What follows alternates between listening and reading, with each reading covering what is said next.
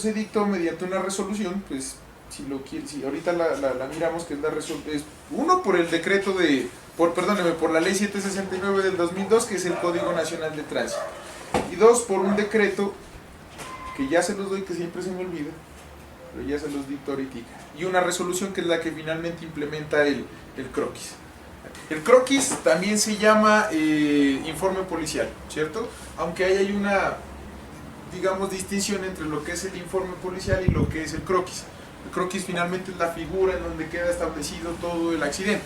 Y en cambio el informe es todos los datos que se recopilan, datos externos, datos personales, datos exógenos que pudieron haber interferido dentro del accidente, y finalmente lo que se logra es una conjugación de dos elementos, elementos de información y elementos de evidencia, digamos, material de lo que sucedió en el accidente de tránsito, que quedan plasmados en los dibujos que los policías hacen en la parte que tienen en el croquis para hacerlo.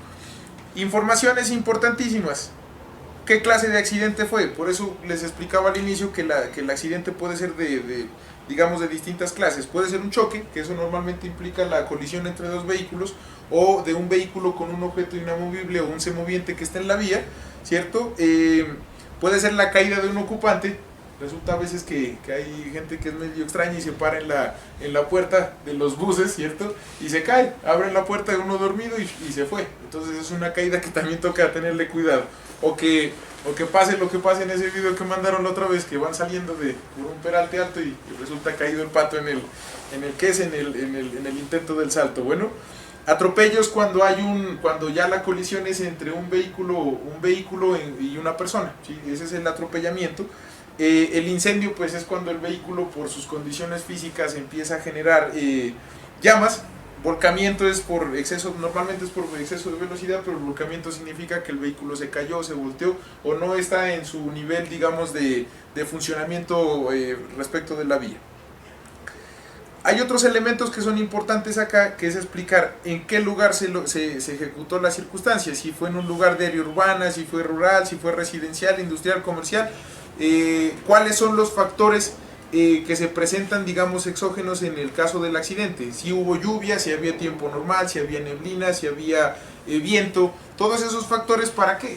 Porque es que se deben tener en cuenta porque el accidente puede ocurrir, ¿cierto?, por una circunstancia que no depende del conductor, ¿sí? También estamos llamados normalmente a pensar que la circunstancia es propia de mi conducción, de mi labor de conducción, y finalmente lo que dice la responsabilidad es que sí, es cierto que uno está ejecutando una actividad riesgosa, pero hay otros factores que le pueden a uno generar una circunstancia de fuerza mayor o una circunstancia que lo exonera a uno de responsabilidad.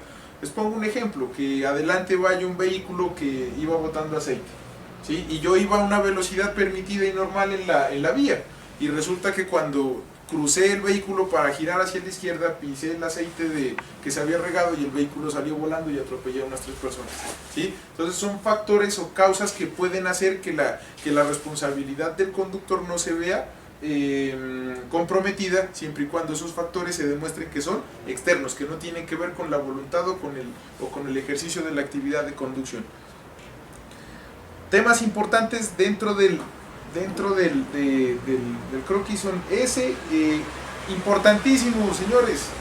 Pidan que los datos de ubicación, teléfono celular, datos del vehículo, los datos de la tarjeta de propiedad, los datos del SOAT, los datos de los seguros que se lleguen a tener, especialmente cuando se trata de accidentes de tránsito con vehículos de servicio público.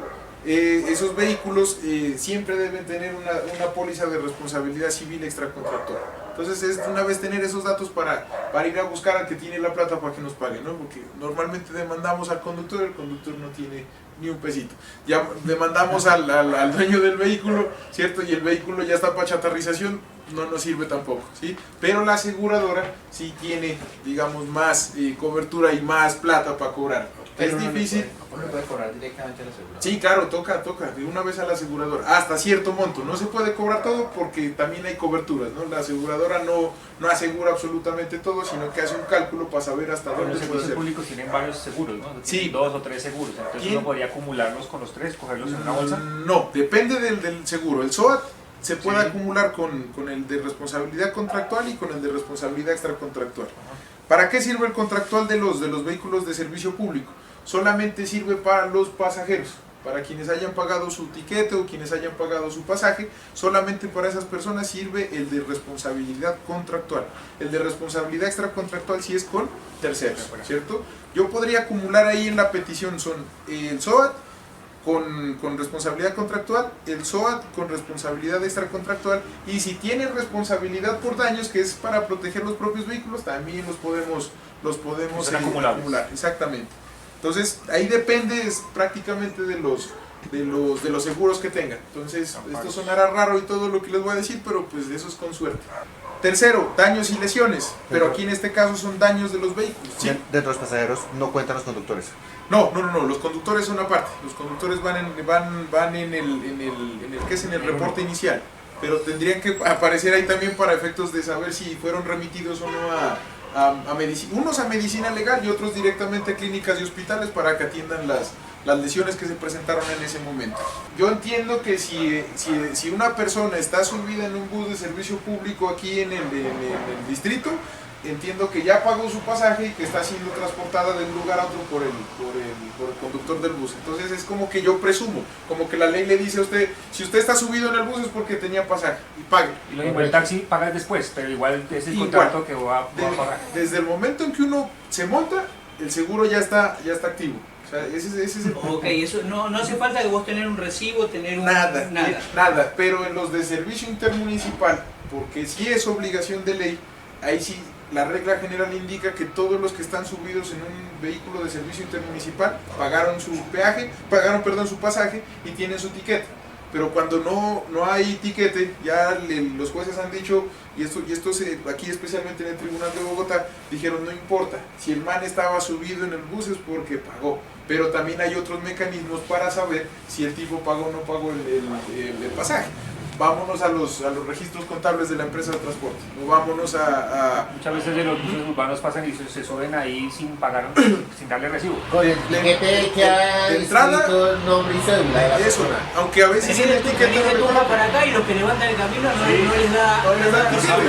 Pero la machita de ellos. Pero sí, claro, eso es más para la aseguradora, porque si por ejemplo se accidenta ese bus, nos recogió a nosotros en la vía Bogotá-Tunja, ¿sí? Nos montamos, no nos dieron tiquete, le pagamos al conductor y además está haciendo sus pesos y los está guardando. Sí. Pero se volteó el bus y mejor dicho nos accidentamos y bueno, pasó todo lo que tenía que pasar y finalmente nosotros elevamos la reclamación ante la aseguradora. La aseguradora va a decir, listo chinitos, yo les pago, no hay problema, ustedes venían en el bus, yo les tengo que pagar.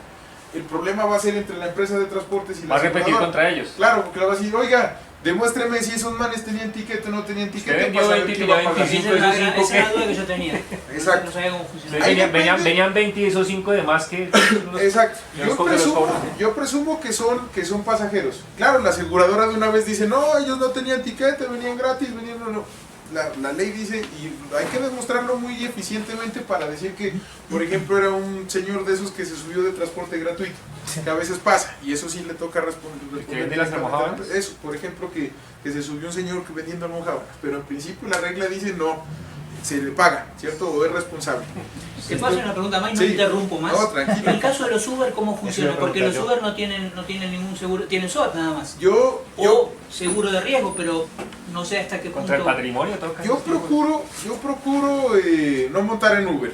Dos razones básicas. Uno es un servicio que no está legalmente regulado y digamos que en caso de alguna circunstancia como un accidente de tránsito, incluso siendo muy exagerado, el que va siendo transportado resulta también responsable del accidente, ¿sí? ¿A dónde llego con esta conclusión? Porque uno se está beneficiando del servicio que le están prestando, servicio ilegal o servicio lo que sea, pero uno está poniendo en ejecución esa actividad y al ponerla en ejecución uno es como que si estuviera... Corresponsable. Exacto, y hay una especie de corresponsabilidad. Entonces, digamos que esa es la primera razón. Segunda razón, porque yo no les conozco seguros. Una vez o dos veces que me he montado les he preguntado, oiga, ¿y los seguros? ¿Sí? Uber en la página, la última vez que la ley no la volvió a buscar, dice que tienen seguros. Yo no los he visto. Cabify, por ejemplo, sí tiene. ¿sí? Pero Cabify ya funciona con placa blanca. Con placa blanca. Placa particular. Y entonces Tiene que tener contractuales. deberán tener contractuales. Seguro, para poder funcionar tiene- pero los públicos obligatorio. Digamos que ahí ¿Sabes sí. a mí lo que me da miedo Ajá. de los Uber? Que vos te subas, te estás movilizando de un lugar a otro, control policial, retén, te paran y el tipo tenía algo. Exactamente. Eso es otro. Eso ¿Cómo es así que tenía algo? Tenía droga, Que tenía, tenga un kilo de cocaína. estaba armado, tenía lo que sea. Exactamente. Su cómplice. En principio lo cogen y lo cargan a uno. Usted venía con el kilo de coca, venga hermano, usted está ayudando Bueno, a y el montar pica, y el pica, entonces, ¿qué? Todo también, el punto de las motos también es más preocupante, incluso es más preocupante porque andar en moto es más riesgoso. Claro. Sí, entonces ya es como un tema de salud pública, ni siquiera es un tema de economía, sino un tema de salud pública, ¿sí? Entonces, Una vez me preguntaban en un curso de motos, me preguntaban que por qué son tan caros los... ¿Cómo hacemos para que bajen los SOAT de las motos? Dejen de matarse. no compren motos, esa era la respuesta. ¿Por qué sube tanto Listo, los SOAT? Porque hay que pagar de alguna Es que le manera. estamos pagando a las motos que tienen bajitos cilindrajes y son los mensajeros y toda esa vaina. Imagínese. Los altos cilindrajes son raros que se accidenten de esa Exactamente. manera. En alto Exactamente. cilindraje no hay tantos accidentes, Por eso. pero en Entonces pequeños deberían cilindrajes- regular ese tema de más de 500, regulen, pero estamos pagando los seguros a ellos. Yo he La pensado solución para mí, ¿sabe cuál es? Sinceramente, Obligarlos. restringir el cilindraje. restringir Sí, cilindraje. Restringir el cilindraje. Los países que bajaron su accidentalidad lo hicieron restringiendo cilindraje. Es decir, se consiguen motos y de 250 para arriba. No todo el mundo tiene para comprarse una 250. Lo que pasa es que tampoco lo puedes hacer porque no tenés un servicio de transporte público eficiente. Pero también hay un No, esquema de pero- licenciamiento diferente, porque en Europa tú no puedes andar en una moto de más de 500 si no tienes la licencia de categoría 2. Ah, sí. Pero es que el otro también es las vías. Que dicen que en Estados Unidos por una vía principal no pueden andar una 125. ¿Cierto que sí? Pero a vos te asombraría saber de que la mayoría de los accidentes son por culpa de factor humano, no son por vías. La mayoría de la gente te dice, no, las vías son terribles, pero ¿quién controla la vía? No, es la irresponsabilidad, o sea, los accidentes es por irresponsabilidad. De los cilindrajes pequeños, es que yo he visto cómo los mensajeros, factor humano, por a tratar, eso de, voy, por factor tratar humano. de hacer más producción, Sí, claro. quiero llevar más rápido, entonces es culebreando, pasando, o sea, son locos. Factor humano. No logré encontrar las estadísticas de la Secretaría de Movilidad, las escuché como el año pasado que decían que la mayor cantidad de muertes en motocicletas son de 180 para abajo. Sí. ¿Querés que te, para abajo. si Sí, querés, claro. si querés te le puedo presentar en 2 segundos un diagrama de cómo están los muertos en Colombia y cuántos son motociclistas. No, podría ser una buena opción para concluir. Ahorita cuando Si terminemos ustedes lo quieren, ponemos eso. no. Claro que sí, claro que sí. Dame un segundo, entonces Sí, paramos y volvemos ya ahí, continuamos. Listo. Volvamos un poco al croquis. Lo importante de la información que tenemos que encontrar en el croquis es, uno, vuelvo y les digo, la información, datos personales para que ubiquen al ocasionante del accidente, ¿sí? Porque es importante que lo puedan ubicar y cerciórense de que sean datos verídicos, ¿sí? Aunque en el RUN, digamos que ese es un avance importantísimo, en el RUN tenemos el Registro Único Nacional de tránsito y ese nos permite tener actualizadas las bases de datos, entonces lo podemos ubicar de cualquier manera, pero la idea es que no se vaya a perder. Incluyan los datos de los seguros, ¿sí? Vuelvo y les digo, los de servicio público normalmente tienen responsabilidad extracontractual cuando estamos en accidente de tránsito ocasionado entre colisión de vehículos. Cuando somos pasajeros, pues también, pero ahí sí tenemos que afectar es la póliza de responsabilidad contractual, ¿vale? Esos, por ejemplo, los de placa blanca, los taxis y los buses colectivos deben tener, incluso Transmilenio debe tener esa póliza. ¿Por qué? Porque pues están ejecutando esa actividad que es riesgosa y la forma de controlar todo ese problema gigante es a través de las empresas aseguradoras. Dos, importantísimo, testigos, ¿sí? También, si hay testigos en la escena, procurar que ellos también queden registrados en ese croquis. ¿Para qué? Para llamarlos en un eventual proceso penal o en un eventual proceso civil. ¿Esos testigos son voluntarios Son- o una vez que la policía los cita ya está? Son voluntarios si quieren va a aparecer, pero si el agente de tránsito decide que necesita la presencia de alguien que vio cómo se ocasionó el accidente, lo incluye ahí dentro del croquis. Pues le puede solicitar su presencia, pues lo puede requerir para que funja como testigo. ¿Cómo hace en los testigos, las personas que vayan dentro del vehículo sirven como testigos? No, porque son lesionados, entonces ellos terminan siendo parte, ¿no? Pues O sea, terminan siendo las personas sobre quienes tienen el derecho de pedir la reparación del accidente. Entonces digamos que ya cumplirían no su función como testigos, sino directamente como afectados. Y digamos que la legislación les da dos tratamientos distintos. No es el mismo que vio al que sufrió el accidente. Entonces digamos que le dan un análisis distinto. Tercero, importante, también pues no les digo que, vuelvo y les repito, el croquis no es la prueba reina. ¿Si han escuchado qué es una prueba reina? Que dicen que con esto les queda condenado. No. Antes se decía eso porque era el único elemento que, digamos, técnico que existía. Hoy en día, ya con el estado de la ciencia y con el estado de las cosas como están hoy, podemos controvertir incluso un dictamen médico. Sí, que a veces pensamos que los dictámenes médicos son, mejor dicho, 100%. Definitivo. Incluso hay, y siendo un poco exagerados, hoy con teorías de física cuántica podemos controvertir teorías de la física tradicional, y eso es bien interesante porque pues hay la posibilidad de discutir todo. ¿Sí? Lo importante es que se discuta con método científico, que eso es lo que realmente se necesita a efectos de demostrar algunas circunstancias fácticas en concreto, o los hechos. Demuéstreme los hechos, pero demuéstreme técnicamente que pudieron haber ocurrido de una manera. Siempre pues tenemos incertidumbre de lo que pueda llegar a suceder, pero normalmente tenemos los elementos para decir esto sucedió y lo más probable es que haya ocurrido de esta manera, ¿cierto? Y ahí es donde entra en juego esas circunstancias. Importantísimo, no se olviden que en el croquis tiene que haber una descripción chiquitica de la circunstancia que se presentó del accidente y que también se analiza una infracción, una probabilidad de infracción. Si ustedes se dan cuenta que el tipo va, mejor dicho, alcoholizado, va medio loco, va dando zigzag por la carretera y finalmente se accidenta, hay que pedir que se haga obligatoriamente la prueba de alcoholemia, que puede ser ahí in situ, es decir, en el mismo lugar con los aparatos que los policías de tránsito cargan, o que puede ser en un lugar autorizado en el municipio más cercano.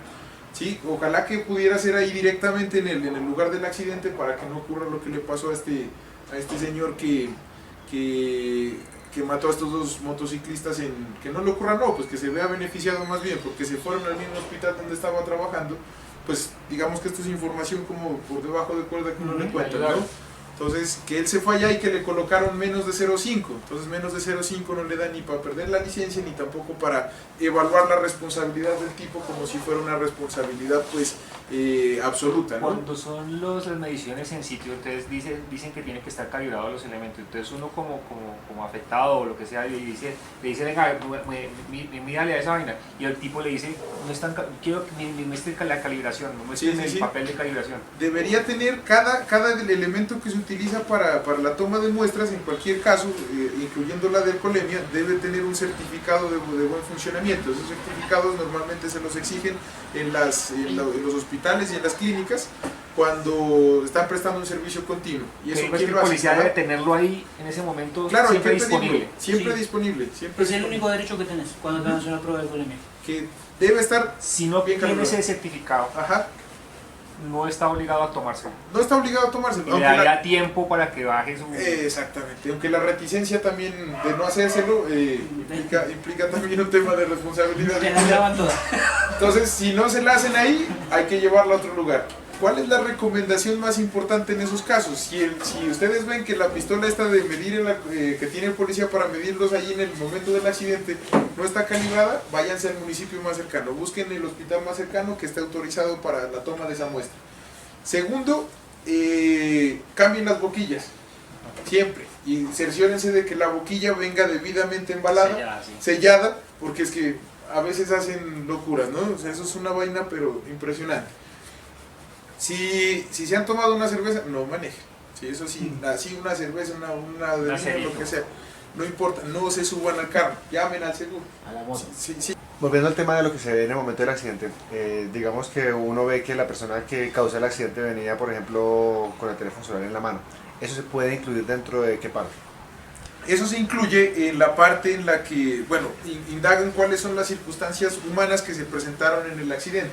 La primera de ellas es decir, bueno, no, yo, ¿cómo venía utilizando por ejemplo, un caso que les pongo? Había una señora que se fue o sea, había estado utilizando el celular y estaba ingresando en un parquedero de estos que tienen sótano, ¿Y y se se lo fue? suben con ascensor, y se olvidó, y dejó el carro en neutro y el carro se empezó ¿El de Gran Estación? No, el que queda Gran frente a Estación se Atlantis. Sí. No, hay una señora que se fue en Atlantis y se fue, estaba hablando por el celular. Claro, lo primero que toma en cuenta la aseguradora es cuando el vigilante va a ver qué fue lo que pasó, el ascensor estaba hacia el piso y esta señora se cae de frente y el vigilante la va a ayudar, y lo primero que ve es el celular colgado con los audífonos y la cosa. Claro, y dejan el informe policial y le dice al policía, oiga, esa señora venía hablando por el celular, y quedó inscrito dentro del croquis una infracción, que es la infracción de venir utilizando elementos electrónicos para que evaden, digamos, la conducción tranquila, una distracción. Entonces quedó ahí anotado. El punto fue que la señora se confió que estaba y rescatamos el proceso por ese lado, que no estaba el cono de seguridad, que debía haber estado en el parqueadero para avisar que estaba en el otro nivel. Por eso la salvamos, o sea, logramos tener un poco de... Esto va también para los que usan manos libres cuando van en la moto. Entonces se caen, no se pueden levantar, el otro conductor que hace viene, les abren el casco, por lo menos para que les entre más aire. Ah, mira, tiene auriculares, te saca las vueltas. Sí, claro. ¿Ya te jodí? Andar con auriculares es complicado. A ver, la ley no te prohíbe que uses los auriculares, Pero es distracción. pero es distracción. Y es un atenuante. Y es una distracción bastante elevada. Pues porque afecta a tres tipos de cosas. Afecta. Yo tampoco utilizo, pero Yo siempre quería utilizar. siempre hago esta analogía. Cuando vos ves una vieja linda en la calle, tenés una distracción visual y una distracción cognitiva, porque ves e imaginás. ¿Sí o no? Es una distracción visual y cognitiva. El celular abarca las tres: cognitiva, visual y auditiva. Cagaste. Y el riesgo cuando utiliza uno mismo el elemento es más, digamos, evidenciable. ¿Por qué? No, Porque uno mismo ejecuta la actividad que lo convierte en potencial Pero peligro. yo voy con la chispa afuera cuando yo otros manes hablando por el celular a esas 6 de la mañana que voy para el trabajo. Todos esos madres, todos, y se empiezan a meter, se empiezan a salir. Y se meten el celular. Paran, y se trancón, paran, el nivel. siguen Y van tranquilos, se manejando quedan y ahí. hablando. Y uy, no. Eso ¿Sabes debe cómo Están dando cualquier cantidad de palmadas en No los sabés cómo retrovisores. eleva los tiempos de reacción. ¿Cómo? No sabés cómo eleva los tiempos de reacción en una situación de emergencia. No, eso es una cosa complicadísima. El tiempo de reacción, que es el tiempo que vos ves, procesás y actuás. Normalmente tiene que ser un segundo, más o menos. Pero digamos que si Sí, no... llegamos Este se volanta chorizo. Bueno. Y el último elemento, traten de buscar que quede inserta la infracción y quién comete la infracción. Ese es un elemento que nos va a permitir ondear un poco en el tema de la responsabilidad, tanto ante el juez como ante el fiscal, ¿no? Porque pues finalmente el fiscal lo que va a analizar es quién fue el que venía, no sé, hablando por el celular, o el que tenía bebidas alcohólicas, digamos, encima, ¿sí? Eso es lo que se va a analizar y eso es lo que se va a estructurar. ¿Cuál es la diferencia entre una y otra cosa? Ya la vamos a ver más adelante para que sepamos cómo podemos demandar y cuál es más beneficiosa en ciertos casos y cuál es más práctica en otros, ¿vale? Pero eso lo vamos a ver un poquito más adelante. En el SOAT, pasemos al SOAT, que era el otro tema que quería comentarles. El SOAT es un seguro obligatorio de accidentes de tránsito, por eso se llama SOAT, que se creó por disposición legal. ¿Cuál es esa disposición legal? Todos los vehículos que presenten movimiento tienen que tener ese seguro obligatorio para esos accidentes de tránsito. ¿Por qué? Razón importante. Uno, lo dice la ley, ¿sí? La ley obliga que todos los vehículos deben tener SOAT, los vehículos que tienen motor por ahora, ¿sí? O los vehículos que tienen tracción animal, inclusive en algún momento los estaban incluyendo dentro de ese paquete. Finalmente solamente quedaron los motorizados. La duda ahorita con el tema de los motorizados son esas bicicletas eléctricas, las patinetas, que eso es otro problema que está viniendo. Sí. Una Pero las patineta, eléctricas ya les piden SOAT. sí, y una patineta de esas alcanza 40 kilómetros por hora con la suficiente Depende fuerza de la para matar, patineta, hay sí, unas que andan más y duros. suficiente fuerza para matar a una persona. Entonces, digamos que eso hay que regularlo. No estoy ni en pro ni en contra, pero sí hay que sí hay que hacer un poco de límite frente al tema de salud pública. Vuelvo e insisto en eso porque un accidente de tránsito implica la activación de todo el servicio público de salud y es un desgaste enorme cuando se trata de circunstancias que no están debidamente aseguradas. Y lo pagamos todos, ¿no? Porque Lo como pagamos no tiene todos. SOAT, de los impuestos sale. Y de los impuestos sale, eso se convierte en una forma solidaria de reparación, pero después, o sea, después de que, por ejemplo a mi hermano le pasó, lo atropelló una moto fantasma, ¿sí? Y gracias a todo, no solamente se quebró la clavícula. Y el SOAT respondió por toda la operación, toda la asistencia, todo el asunto, y fue sacado de un fondo común de todos los SOAT que hay y se le pagó. O sea, pero tiene un límite. De ese SOAT, sí, ahorita vamos a ver las coberturas del SOAT, vamos a ver cuáles son los límites. Y los límites dependen de si uno queda vivo o de si uno se muere. ¿Sí? Entonces, digamos que voy a sonar un poco muy a la plata, pero es que realmente esto es lo que funciona en estos aspectos de responsabilidad civil. Entonces, por ejemplo, el decreto 056 del 2015, que es el que se encarga de regular cuáles son las coberturas del SOAT, dice: hay indemnizaciones cuando hay incapacidad y hay indemnizaciones cuando se muere alguien. Cuando hay incapacidad depende de la clase de incapacidad. Entonces, si hay incapacidad transitoria, digamos que el SOAT no es tan amplio, simplemente reconoce algunos valores pequeñitos que son, por ejemplo, días de incapacidad o algunas circunstancias de gastos médicos menores que no tienen mayor dificultad. Pero si es una indemnización por incapacidad permanente, la norma es clara y dice que la indemnización es el valor a reconocer por una única vez a la víctima de un accidente de tránsito, de un evento catastrófico de origen natural, de un evento terrorista o de los que sean aprobados por el Ministerio de Salud, pero eso no nos importa, cuando como consecuencia de tales acontecimientos, en el caso nuestro del accidente de tránsito, se produzca en ella la pérdida de su capacidad para desempeñarse laboralmente. Cuando uno tiene incapacidad permanente, cuando unos señores que se llaman la Junta de Calificación Regional los dicen: usted ya no puede trabajar porque tiene una pérdida del 51%, ¿sí? Cuando pasa de la mitad. Entonces, esa evaluación, para resumirlo, depende de la labor que uno ejecute. Entonces, por ejemplo, no es lo mismo que un soldado pierda las piernas, ¿cierto?, en combate, a que un médico pierda sus brazos. ¿Qué es más importante para uno y para otro? ¿Cierto? Si el médico pierde sus brazos y pierde sus piernas, pero todavía puede continuar ejerciendo su actividad de cirugía con sus brazos, digamos que el análisis o la evaluación de la capacidad es distinto al del soldado. El soldado tiene que estar ejecutando su actividad permanentemente, ¿sí? Y sin sus piernas pues no lo va a lograr, ¿sí? Entonces ahí hay una pérdida de capacidad y eso se evalúa dependiendo de la misma actividad profesional o técnica que ejecute la persona. Entonces, por ejemplo, hay un caso bien paradigmático de una señora que trabajó en el DAS cuando hubo la bomba esta de Pablo Escobar. Esta señora perdió su ojo y la incapacidad que le dieron a ella era un poquito más del 50%, pero ella siguió trabajando, ¿sí? Incluso ella pidió una indemnización por esa pérdida de ese ojo, diciendo que había perdido más del 50% de su capacidad. No obstante, la señora seguía trabajando. Miren que hay casos excepcionales y allá el Estado se defendió diciendo: no, pues que esa señora todavía puede trabajar, ¿sí? Y finalmente pues le indemnizaron porque le dijeron: no, sí podía trabajar, pero se estaba esforzando casi que el doble, ¿sí? Entonces, ya como les digo, para que lo concretemos aquí, es que depende de la actividad que yo ejecuto. Entonces, en resúmenes, no es lo mismo matar a un Rappi que matar a un médico que se gana 15 millones de pesos al mes, ¿vale? Entonces digamos que eso es lo importante. Y vuelvo y les digo, como esto es en el azar, depende de la suerte que uno tenga. Apúntenle a lo naranja. Sí, o lo atropella un Monza o lo atropella un Ferrari, ¿sí? Entonces ese es el tema. ¿Quién puede reclamar? La persona que está accidentada. Digamos que esa es la persona que puede reclamar.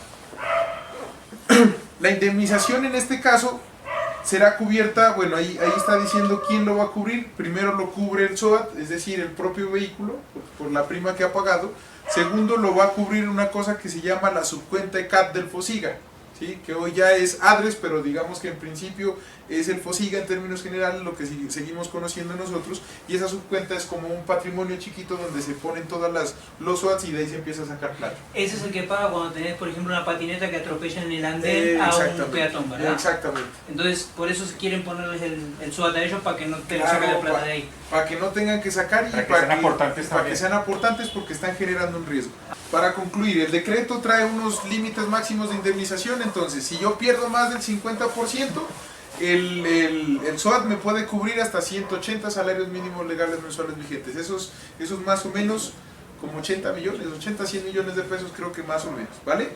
Ah, perdóneme, no, estoy mintiendo, es indemnización diaria, o sea, 180 salarios mínimos diarios, monto de la indemnización en salarios mínimos legales vigentes. Entonces, me pareció que era mucho. Sí, era mucho. ¿Qué pasa cuando uno se muere? Hay un tope máximo, no lo tengo aquí, pero la norma dice que hay un tope máximo en el que el SOAT cubre gastos funerarios y gastos de muerte. Entonces, ¿quiénes son los que reciben? Pues son beneficiarios, ¿cierto? Todas aquellas personas que sean herederos del muerto. Entonces, y aparte son beneficiarios para la esposa, ¿no? Sí, la esposa sí, los herederos y la esposa. No, la esposa también se incluye ahí. Y si tienes más de años de convivencia también. Si tienes, no, ahí, la propia. No, ahí hay algo que eso es un mito también que hay. Eso me gusta. Cuando uno se va a vivir con alguien y tiene una intención de continuar viviendo con solamente esa persona y de forma permanente, a partir de ese mismo día hay unión marital de hecho. Listo. El tema de la sociedad patrimonial es otra cosa, digamos, distinta. Eso ya es 2 años después de que convives. O sea, ya sería la persona, te vas a vivir, al otro día te accidentaste y morís, y ella sería... Exactamente, Perfecto, exactamente. muy buen dato eso. Eso es un dato importante, y para el daño moral, pero para el tema patrimonial, digamos que sí es necesario que hayan pasado 2 años, ¿sí? Entonces, muy buen dato, ¿no? para que le roben a uno la casa, al 50% hay que estar por más de 2 años, ¿sí? Pero bueno, eso ya tienen otros factores. 23 meses, sí. 23 meses. Adiós. Eso es así, pero bueno. Listo, y voy a explicarles algo importante sobre la cuantificación de los perjuicios. ¿Cuánto vale quedarme, pues digamos, con una pérdida de capacidad laboral no tan alta, más del 50%? ¿Cuánto vale más del 50%? ¿Y qué pasa cuando me muero? Hay 2 factores importantísimos que hay que tener en cuenta. Primero, la cuantificación de los daños morales depende del grado de pérdida de capacidad laboral, ¿sí? Si es un 20%, digamos que yo tomo factores como, por ejemplo, cuánto es el salario que yo estaba ganando al momento del accidente. Entonces ahí, digamos que 1 millón de pesos, un ejemplo. Y lo calculamos por el 20%, que es lo que me dice que yo perdí de capacidad laboral por ese accidente. Y lo multiplicamos por el tiempo de vida probable de la persona. ¿Dónde sacamos esos datos? La Superintendencia Financiera para el tema de seguros ha establecido una tabla que saca unas fórmulas bien extrañas que yo todavía no entiendo, pero que básicamente dicen cuál es el porcentaje de vida dependiendo de la edad en el momento en que ocurre el accidente. Por ejemplo, ahorita a los 30 años uno puede tener una probabilidad de vida de 50 años más o menos, porque la tasa de vida subió, ¿sí? Entonces estamos entre 80 para hombres y 82 para mujeres, si no estoy mal. Entonces viven más las mujeres, pero pues finalmente uno toma ese factor y multiplica. Y esa es la indemnización que se llama lucro cesante, ¿sí? Que es lo que yo dejo de percibir con ocasión del accidente. Okay. Hay otro que se llama daño emergente. Daño emergente. Ese es lo que yo me gasté recuperándome. Por ejemplo, lo que me costó reparar la moto, lo que me costó pagar servicios médicos, lo que me costó pagar asistencia médica en el momento, ¿sí? Todos, digamos, esos factores que se ocasionan al momento del accidente. Que me costó reparar las tapas las ponemos. ¿Cuánto valen las tapas de la moto? No, que tanto. Eso tiene que ir facturado, tiene que ir debidamente organizado y eso se cobra como daño emergente. Entonces la diferencia hay entre lo que yo tenía por ganar bajo mis condiciones al momento del accidente y lo que yo perdí cuando se ocasionó el accidente, reparando la moto, tiempo, salario, trabajo. Exactamente. Todo eso, ¿Eso también incluye daño físico? Daño físico, exactamente. Okay, que esos son los daños que nosotros llamamos daños materiales. Hay otros daños que son daños inmateriales, que también se pueden cobrar. Hay gente que una vez se cayó de la moto o sufrió un accidente en una moto y no se vuelve a subir en una moto en su vida.